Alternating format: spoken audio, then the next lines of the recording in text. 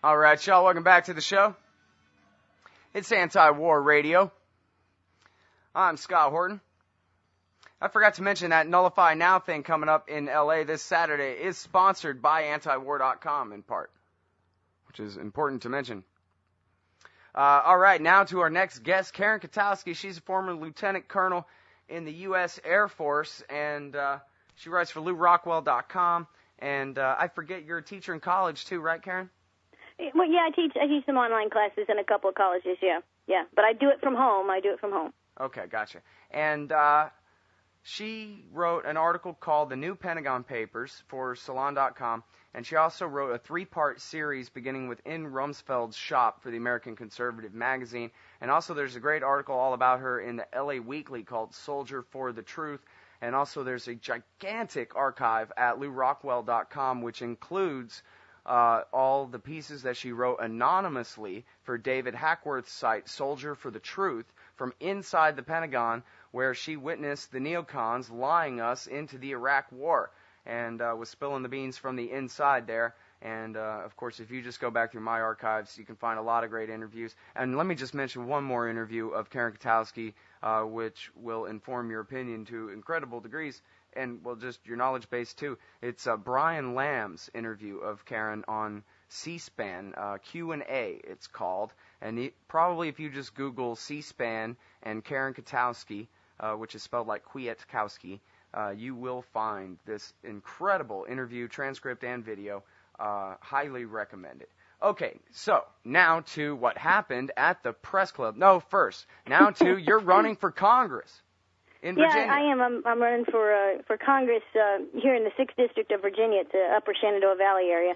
And I got talked into it. It wasn't quite my idea, but more I thought about it, decided to do it. We're actually running in a Republican, it's a Republican district. We're running against a Republican incumbent. He's on his 10th term, and he is a real establishment Republican, loves the Patriot Act, loves the wars, all these things. And on some things he's good, but on most things he's not good enough.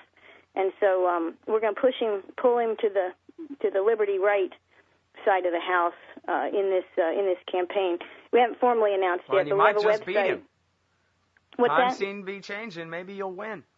Yeah. Well, actually, there's you can never tell what's going to happen. He's quite unpopular amongst his own constituency, so we're tapping into that. Well, and, I'm not a fully trained Jedi Knight, but I can kind of see the future, and I think there's me watching you on the House floor on C-SPAN giving a great speech. Sounds good. Sounds good. I love it. And, Ron Paul needs a little bit of help. He needs as many, Liberty Coalition, Liberty Caucus members as possible. He needs people to stand up and help what he's doing, the good work that he's doing, the honorable, he has such principles. We need more people like that up there. And since I don't have a desire for power, I think that makes me a good candidate. And plus, I'm not nearly as educated and smart on liberty as Ron Paul, but I know how to listen to what he says. Well, and you certainly would know how to vote on this or that bill. Yeah, I don't think it'd have too much that. trouble figuring out, how to make decisions on these things. It's not difficult. Our Congress, what the problem with the Congress, you can see it, is that they don't have any principle and they don't have any education in classical liberalism. They don't understand what the founders were talking about, and they don't care. So that's their problem. If they would simply, if we had more Ron Pauls, I don't think this country would not be in the situation that it's in. Mm-hmm. So well, we're running it. We're going to do it. It's going to be fun. There's going to be some dirt slinging coming up. It'll be fun. Cool. Yeah, it sounds great. I'm really excited about it. I think, as far as your career in the House is concerned, I read a letter to the editor of the Houston Chronicle complaining about Ron Paul and saying, what he's supposed to do is bring us home the bacon. Instead, all he does is go up there and write articles and give speeches and vote no. And I thought, yeah, exactly, perfect. So I figured, Karen, if that's what you do, write articles, give speeches, and vote no, you'll be just great up there in the House of Representatives. And I will put a plug in for the website. It's KarenK4Congress.com. Great, and that's a good idea, sticking with the last name initial. Yeah, KarenK4Congress.com, because there's no way if it was Kwiatkowski, forget about it. That's excellent. I don't know. Well, I bet you could probably spell it wrong, and Google would correct your spelling at this point. Well, actually, you're probably right. Yeah. Thank goodness for Google's spell correction. Yeah, exactly. All right. Well, that's just great. I'm excited, and best of luck to you on that. Let's talk about what happened at the press club a little bit here. We'll get in some before the break. Yesterday, you and Phil Giraldi and Allison Ware and I'm not sure if you're part of the group or not. Those two both are from the Council for the National Interest Foundation. Phil's now the executive director of it. And are you officially a member of that? I don't think I'm officially a member of it, no, but I'm a supporter. And, okay, I see. And so you guys gave a presentation at the press club yesterday. Tell us about that. Yeah, there was a panel of 4 folks, and there was a retired ambassador as well, career ambassador, who also spoke, and his name escapes me, but it's on their website. In any case, each of us got up and talked about really some perspective of the great cost that the cost to the United States that our military aid packages to Israel bring us. And so, Phil brought up a great point about the spying that goes on, the espionage and the technology theft that goes on, which is, of course, actually amazingly well publicized in this country. I mean, mainstream media does, in fact, sometimes report technology theft by the Israelis and reselling, and sometimes they use our technology and sell it just, not necessarily illegally, but it's illegally gained, and then they market it. So sometimes they market it in places we don't want, like China in the past. But it's just not a good practice. And this is habit. I mean, this is ingrained habit for the Israelis, for the Israeli government. I mean, this is not something that they can blame on a few bad apples like we always do. This is policy. So the staff, he brought some of those things up. We just talked about the cost of it and the trends and what it means, and very short little presentations that each of us had. And then we took a few questions from the audience. And truly, this is AIPAC week in D.C., Netanyahu week in D.C., and so there weren't, as expected, not a huge amount of folks there, although Press TV was there and a few others. But mainstream American media totally absent. We were in the press club, 13th floor, in one of their medium-sized conference rooms. In any case, the problem happened. I mean, because it was fine. It was good. We made our case, and it all worked out well. Well, wait a minute. You know what? Okay, go ahead. Tell us more about the case that you and Allison made too, and then maybe we can talk, because I think the conflict isn't really the important part. Allison's presentation brought up the cumulative aid to Israel and estimates on what that was. Some of it is more conservative estimates by the Congressional Research Service, which is in the hundreds of billions, and other estimates go up to $1 trillion since 1947. And this is not inflation adjusted, so we could easily say $1 trillion conservatively if we adjusted for inflation, which we did not do. So, we're looking at this money poured into a country of, at the time in 1947, 1.3 million, today close to 7 million, but it's a small country. As Netanyahu himself pointed out, it's no bigger than, a little bit bigger than Delaware or something like that. So it's a small country. Per capita, they're receiving far more than, let's say, for example, the folks in Joplin, Missouri are going to be getting, okay, as a result of their hurricane tornado situation just this week. So it's kind of weird how it happens, and of course it's all a political game. And she talked a little bit about AIPAC's role in influencing Congress, and of course we could see that today in Netanyahu's speech, where I think he got something like 28 standing ovations. I mean, are we the Soviet Union or what?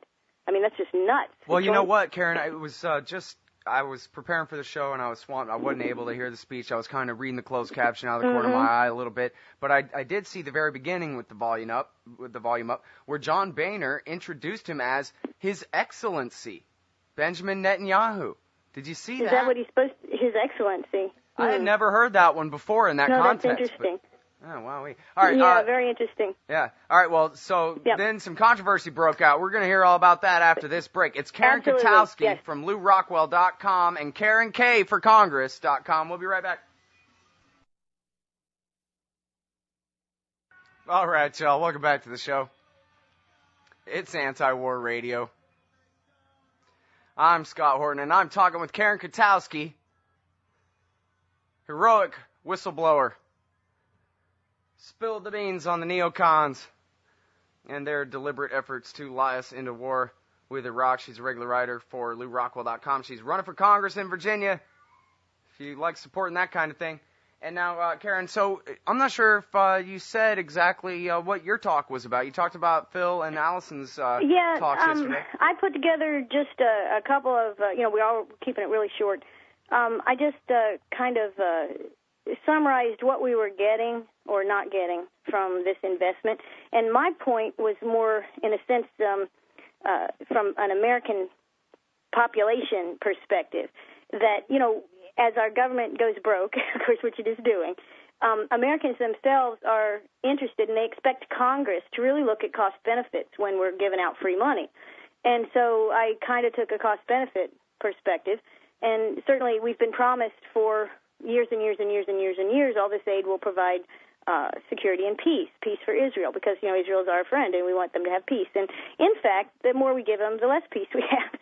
And certainly the whole region is racked with anxiety and hatred, in part due to, and we're in that mix, in part because we, give so much aid, and also how the aid, it's taxpayer money.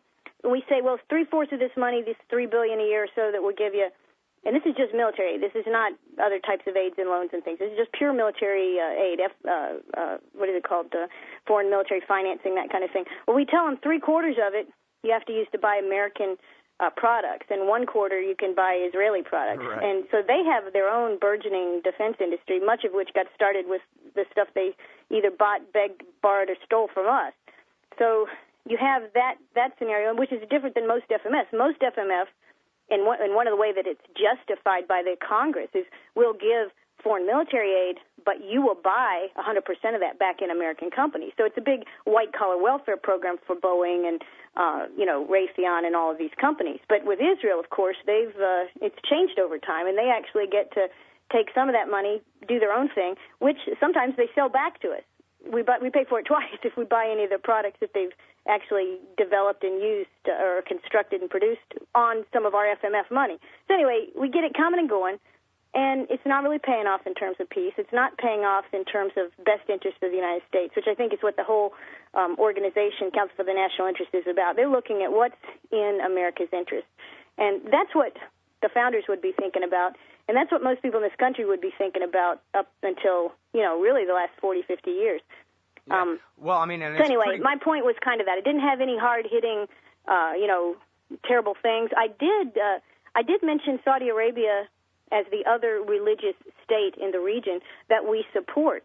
We don't give a lot of FMF to Saudi Arabia. They actually buy weapon systems from us because it's a petrodollar. It's a wealthy state in that respect. But we do provide them a tremendous amount of overarching, quote-unquote, security. We've got our military that basically, promises to protect Saudi Arabia, and we certainly protect the House of Saud from their own people. So, in a sense, that's very much so. I put Saudi Arabia as an Islamic state, a Wahhabist state in a sense.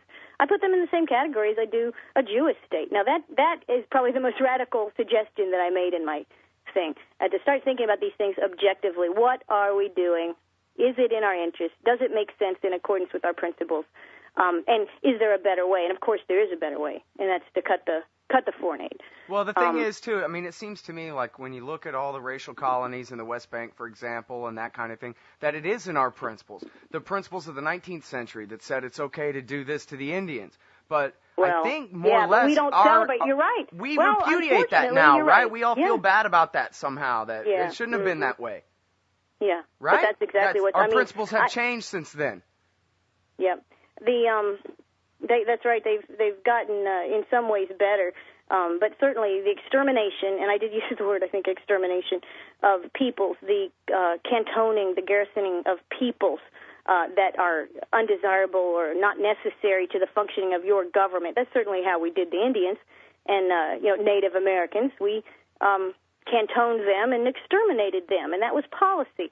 And it's very much what Israel is doing in the 20th century and the 21st, which is at this point alarming, and that we're funding it is extremely alarming. And I mentioned Gaza in particular because the Gaza blockade and the Gaza attacks after they elected the wrong person in Gaza, that was the same year we did the 10-year, $30 billion deal to give the $30 billion over 10 years to Israel. That was our latest. It's a deal for Israel. It's not a deal for Americans, but that was our latest promise, our latest commitment to Israel was that $30 billion, and that occurred after the blockade and the initial attacks and bombing of Gaza. And of course, that continues. That whole Gaza situation continues. There's fewer Palestinians there, I think, than there were. And certainly they're not living a free life. I thought it was funny in Netanyahu's talk.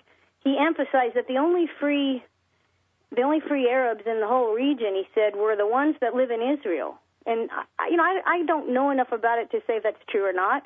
To say if they're free that live in Israel.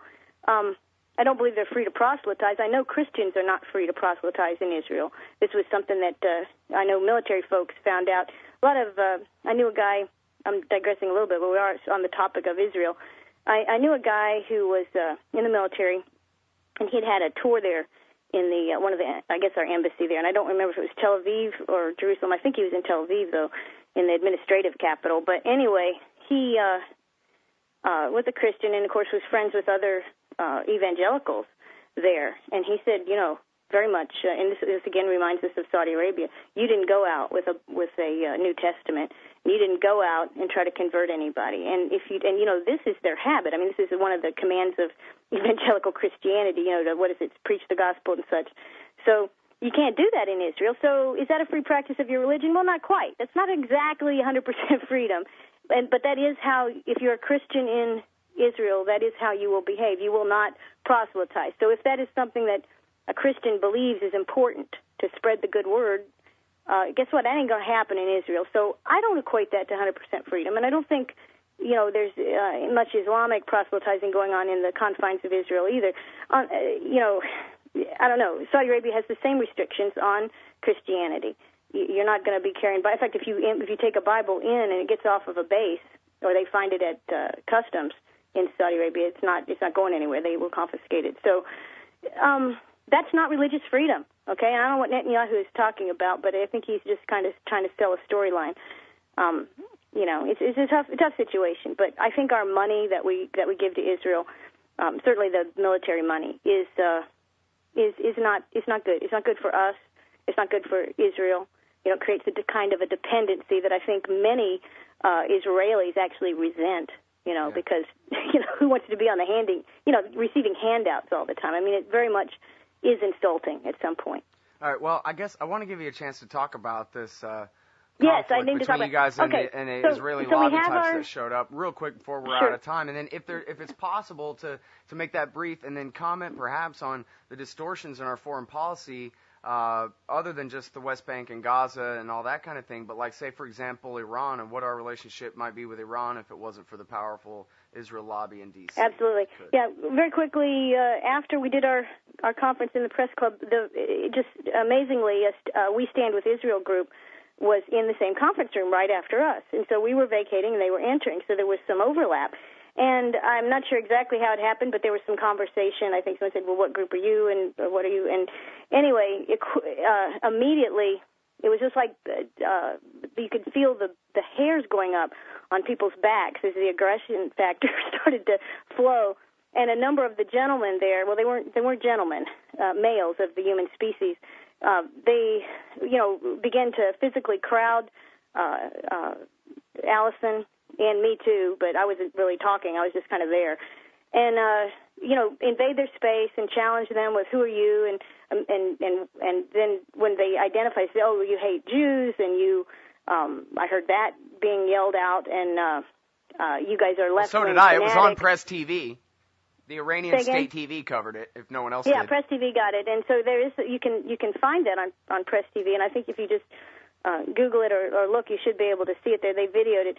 But what shocked me was the level of basically subcutaneous aggression. I mean, it was there immediately. And this is a Christian evangelical group. These are Christian Zionists with a small number of Jewish folks that were there. I mean, for the most part, this group is Christian Zionists, okay? So these are Americans. Hey, you know what? Would it be okay if I keep you through the break and get one more segment with you? Yeah, that's fine, because we do want to talk about this in the other issue that you have. Yeah. Great. Karen Kwiatkowski from LootRockwell.com and a bunch of other great places, too. We'll be right back. All right, y'all, it's Anti-War Radio. I'm Scott Horton. Now it's our bonus extra third segment with Karen Kwiatkowski, Pentagon whistleblower and candidate for U.S. Congress in Virginia.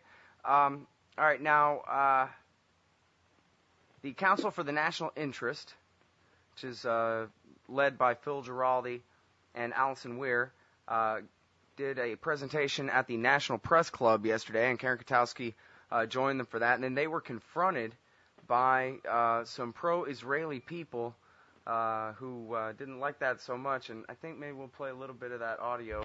With them, I have talked to them.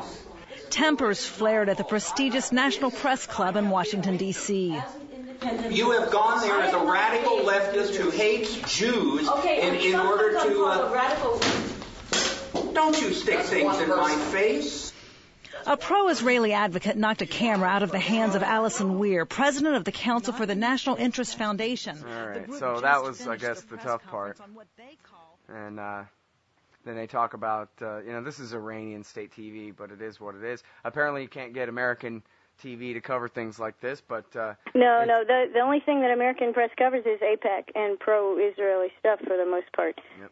So here's this guy knocking a camera out of the hands of a woman, basically, aggressing against her. She was just taking a picture of him. He was the one invading her space. Yeah. So. I saw him do that. I saw the guy do it, and the camera broke in two, and the one part of it, the memory of it, or it's a phone, iPhone, I guess it was, and it broke in two. The memory part flew about 6 or 7 feet across the room towards where I was, so I was watching that. And he reached out and just slapped it out of her hands and hit her in the hand. So technically, you have a, you're not supposed to hit people. But what struck me about the thing, and of course the key person there that I did know or recognize was Jerry Boykin.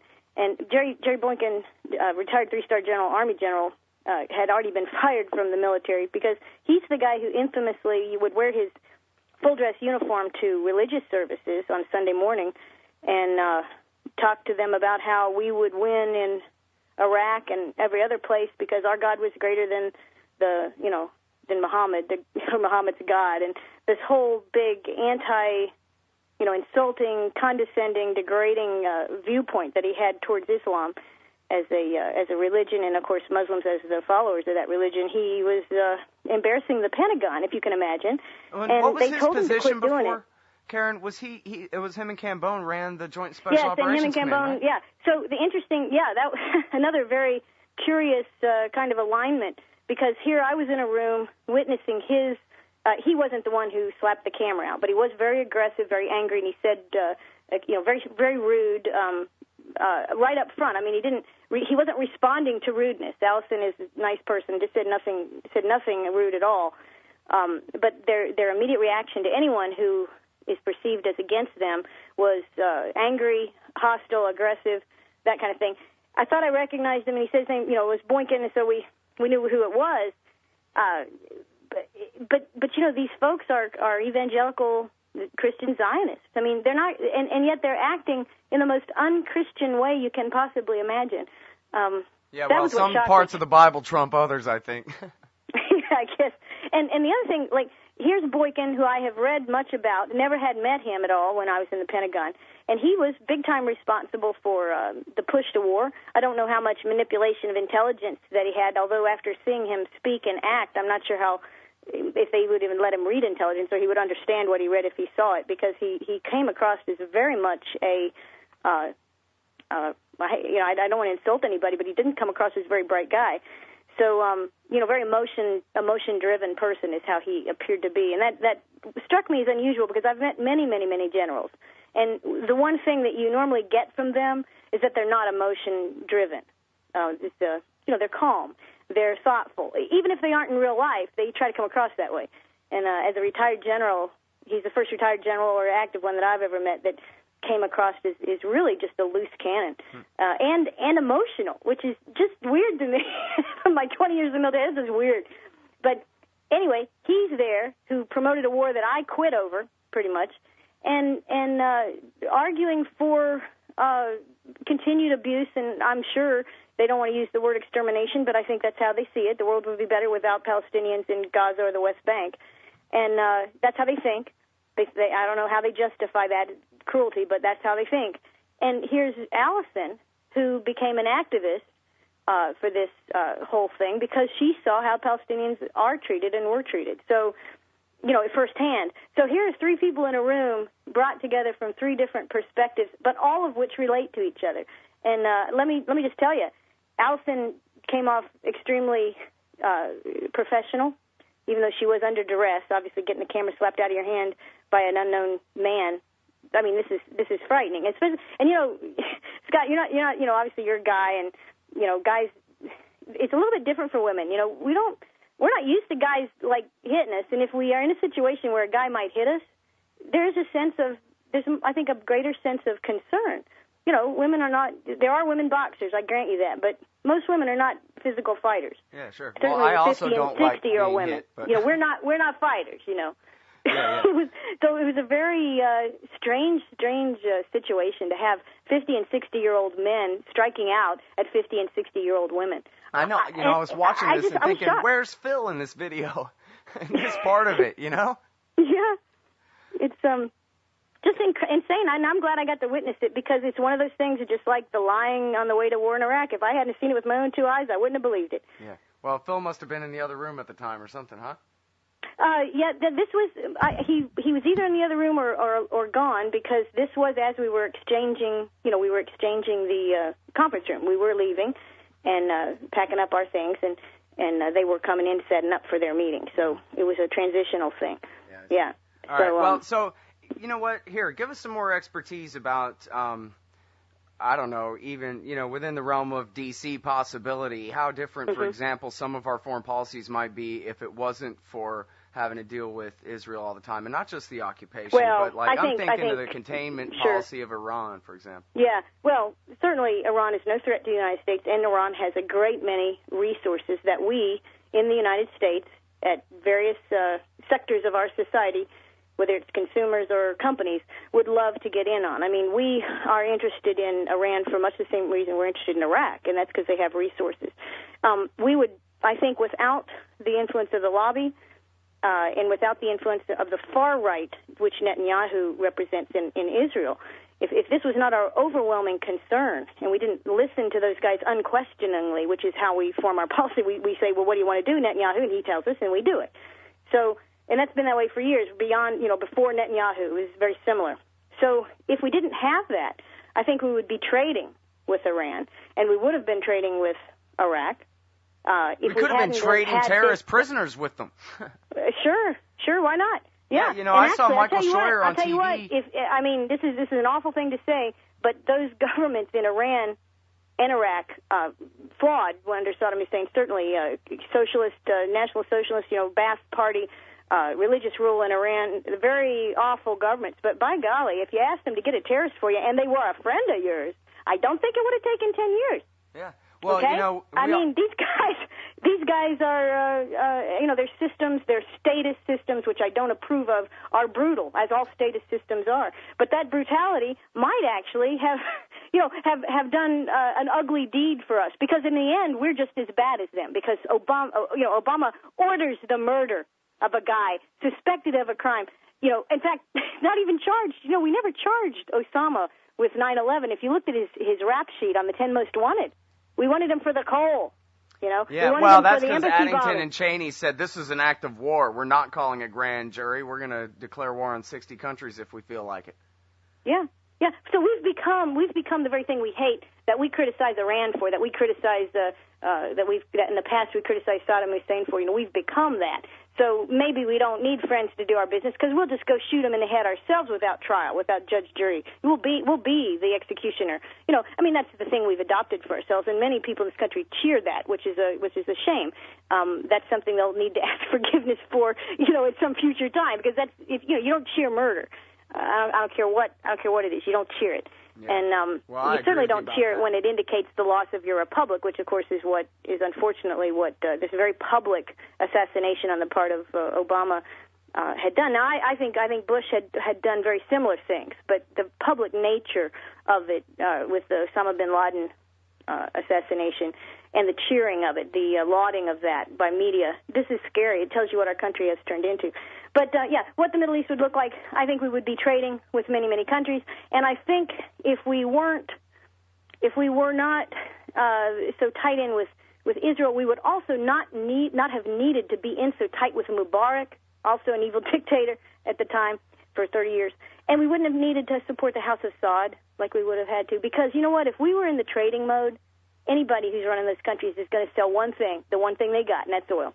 That's all they got, for the most part, they're not producing much else than oil. They need to sell that oil to get the other things they want to sell. And any administration would sell the oil. So we wouldn't need to prop up the House of Saud. But why do we prop up the House of Saud? Because it does what we want with regard to not standing up for the Palestinians. Okay? So, which is one of the things bin Laden was upset about. He said, hey, you're supposed to be good Saudis and all that, but you let our Palestinian brothers get, tread upon, whatever. So he had a falling out with the House of Saud in part because of the fact that they don't stand up for the Palestinians, which we pay for dearly. And we do this because why?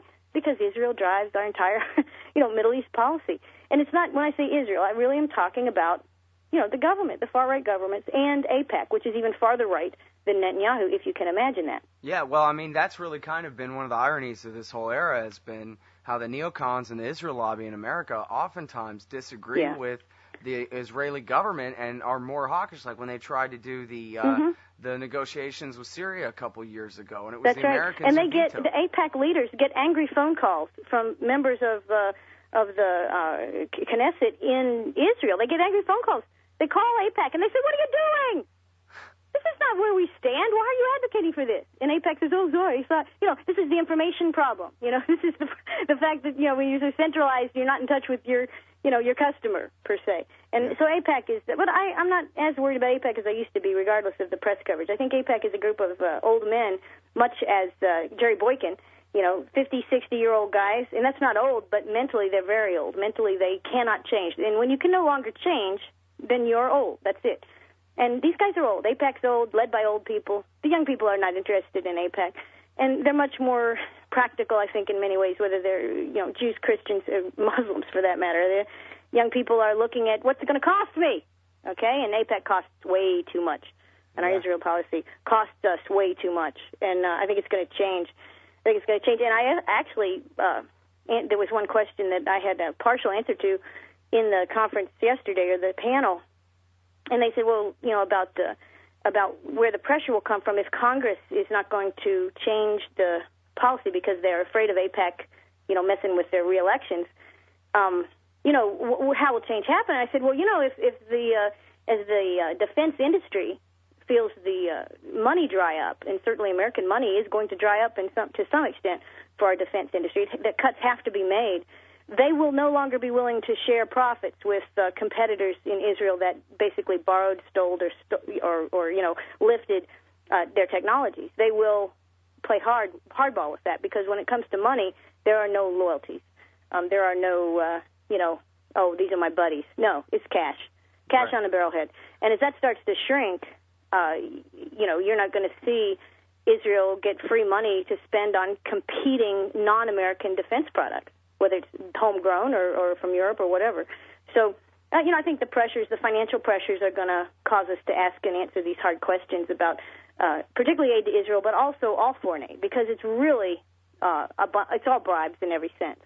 Wherever we give money, even though we don't have conditions on our Israeli aid, it's still, for most of the countries that receive aid, we do it in such a way to enrich our government-connected contractors and to bribe the government. Yeah, it's that great Richard Cummings article. He's a Lou Rockwell writer, too. He had that great one at Playboy.com, Lockheed Stock and 2 Smoking Barrels.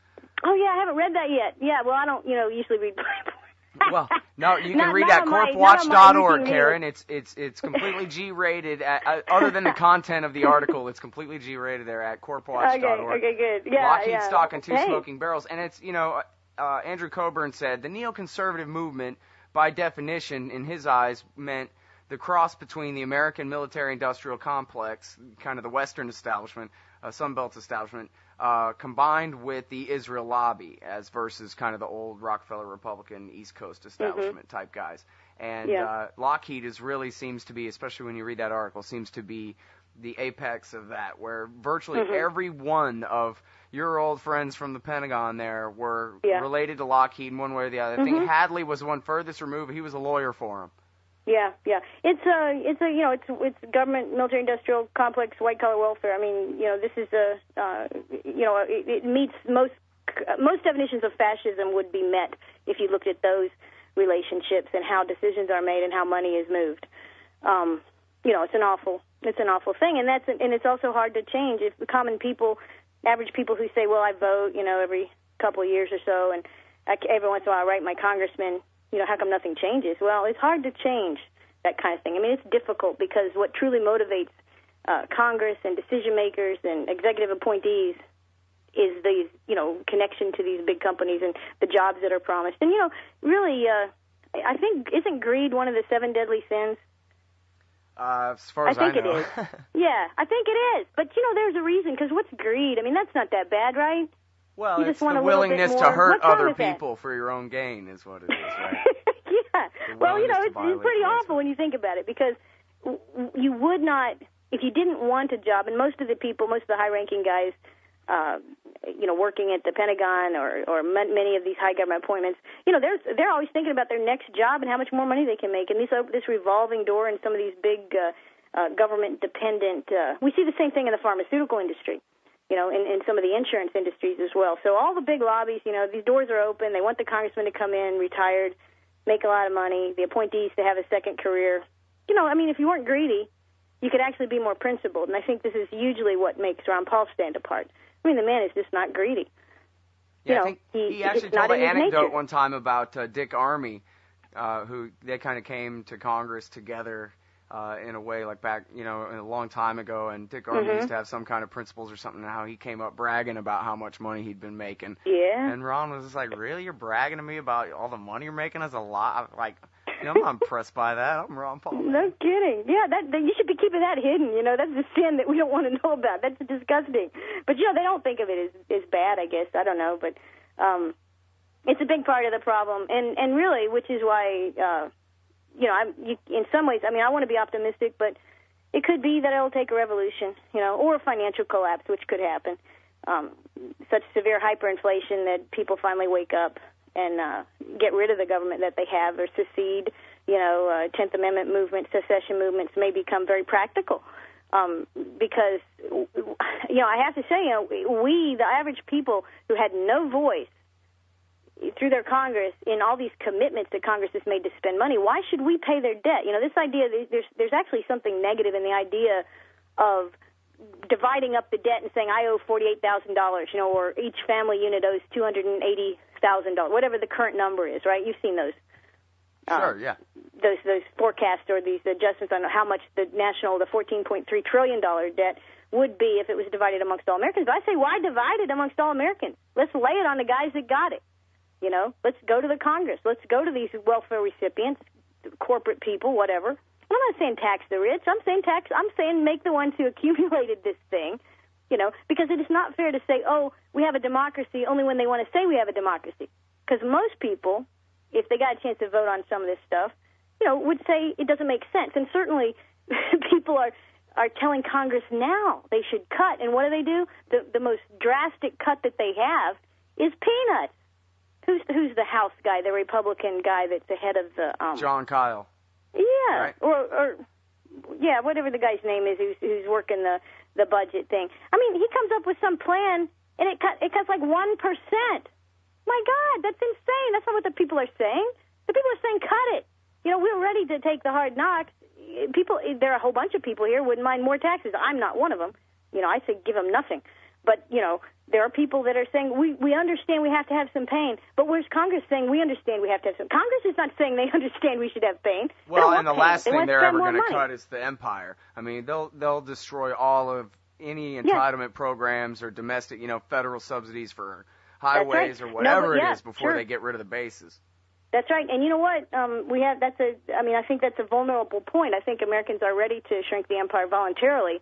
And that's something we really need to hit all the congressmen on hard to really cut the defense. And of course, people have this warped idea that defense spending actually makes us safer. They don't understand it. It doesn't. It's nothing to do with that. It just is not. That's not even what it's for. I mean, it's not constitutional defense as the founders imagined it would be, and it should be drastically cut. But and people I think are demanding that, but Congress is unlikely. Yeah, I mean, so we may need either a terrible collapse or a revolution.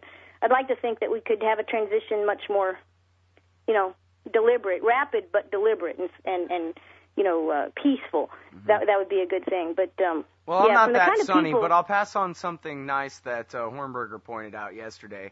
Because I was waxing all doom and gloom, and he was saying, hey, right now it's perfectly legit and mainstream to at least argue and have the anti-drug war position in America. And that it was not like that 10 or 15 years ago at all. But now, reasonable people say, hey, come on, man, black markets aren't the way to have drugs distributed. This isn't working. And people are finally starting to get it's okay to talk that way now. It seems like, it is possible to change ideas over the long run. I guess, the policies, the worst ones are always going to lag far behind that. But at least if we can get the people on our side, that'd be a good start. Yeah. Oh, that's true. And the people eventually in any place are always going to end up ruling. And then the structures that they decide to put in place may devolve. And I think that's what has happened in our country, certainly. And we're going to get a power of, ultimately we control ourselves, and therefore we do control our government. We have, that ultimately we are the ones. There's way more of us than there is them, and so if the people are educated, if the people can converse, if the people can think through some of these things, we will be okay. And also the other thing that nobody talked about was ending the Fed or even auditing the Fed, and they're doing that now, and that's very much fought by the big cities and the government centers, but amongst the people. That's huge, because I don't think 15 years ago anybody knew what the Fed was. Right. Well, they do remember. They remember that guy, the inflation guy. Greenspan. They remember the guy before Greenspan. Oh. Remember under Reagan? Big, heavy-set guy. Well, there was Paul Volcker, but he was the deflation guy. I know, but Volcker did get some attention in the media. Yeah. So I think people maybe knew what the Fed was, but they certainly didn't question it. And now people are understanding the history of a lot of this stuff. And, so it's all huge. Yeah, the information and the Internet's helped. You guys have helped, of course. I mean, the work you're doing is just huge. And Ron Paul and all the people that love Ron Paul and have learned from him. This is, lots of good things. But, I don't know. I have to tell you, I get in a bad mood every time I have to go into D.C. Yeah. And well, so I'm still sorry, recovering Karen, from my trip yesterday. We're out of time. We have to leave it there. But thanks so much for your time. It's Karen Kwiatkowski, everybody. LouRockwell.com. KarenK for Congress.com. Thanks again. Okay, thanks, Scott.